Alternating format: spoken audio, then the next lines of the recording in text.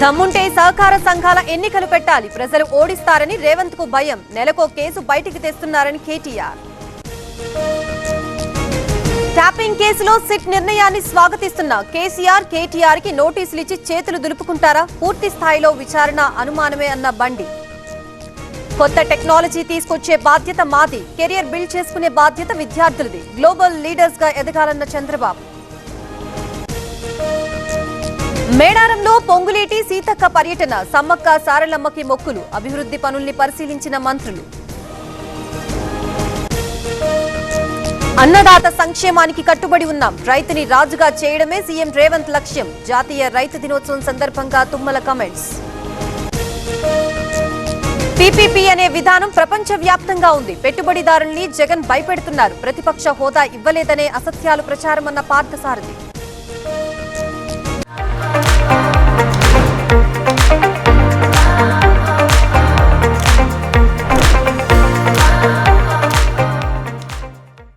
PPP విధానంపై జగన్ చెప్పిన మాటలో తప్పులేదు, అవినీతికి పాల్పడిన వారిపై అధికారంలోకి వచ్చాక చర్యలు, పవన్ కళ్యాణ్ కు బొత్స కౌంటర్. మహబూబ్ నగర్ లో ఏసీబీ అధికారుల దాడులు, డిప్యూటీ ట్రాన్స్పోర్ట్ కమిషనర్ ఇంట్లో సోదాలు, అవినీతి ఆరోపణలతో మొత్తం 6 చోట్ల తనిఖీలు. దేశ రాజకీయాల్లో తనదైన ముద్ర వేశారు, ఆర్థిక సంస్కరణలు తీసుకొచ్చిన గొప్ప వ్యక్తి, పివి వర్ధంతి సందర్భంగా నేతల నివాళి. ఎమ్మెల్యే మిర్యాల శిరీషపై ఆరోపణలు, అవినీతిలో రంపచోడవరం నెంబర్ 1 గా ఉంది, సర్పంచ్కి ఉన్న ఆదరణ కూడా ఎమ్మెల్యేకు లేదన్న అనంతబాబు. ఏడాది 37,243 కేసులు నమోదు, సైబర్ క్రైమ్స్ లో 40% తగ్గుదల, 440 కోట్ల డబ్బు సైబర్ నేరగాళ్లు కొట్టేశారన్న సిపి. ఉచితాల పేరుతో ప్రజల్ని సోమరిపోతులు చేస్తున్నారు, ఉచిత బస్సు ప్రయాణం కావాలని మహిళలు అడిగారా?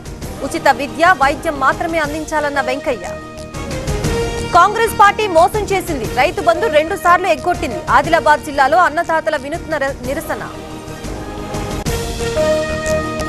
నూజివీడులోని మెడికల్ షాపుల్లో విజిలెన్స్ సోదాలు, కాలం చెల్లిన మందుల విక్రయం, డ్రగ్ కంట్రోల్ శాఖ అధికారుల పనితీరుపై విమర్శలు.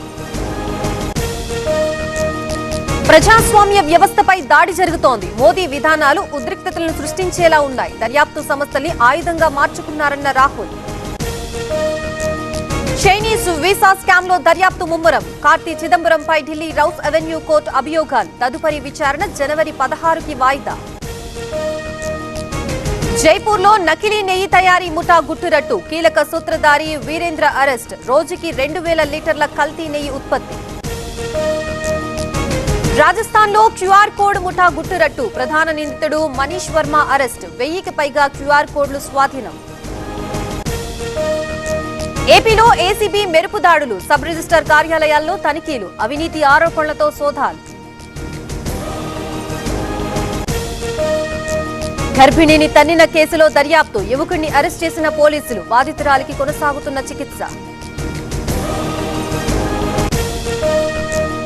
రాత్రి 8 గంటలకు బీజేపీ ఎంపీలతో నడ్డా సమావేశం, కొత్త వర్కింగ్ ప్రెసిడెంట్ ని పరిచయం చేయనున్న నడ్డా, ఎంపీల క్రీడా ఉత్సవాలపై చర్చించే ఛాన్స్. హైదరాబాద్ లో పెరిగిన బంగారం ధరలు, 24 క్యారెట్ల 10 గ్రాముల ధర 1,40,40,490 రూపాయలు, కిలో వెండి ధర 2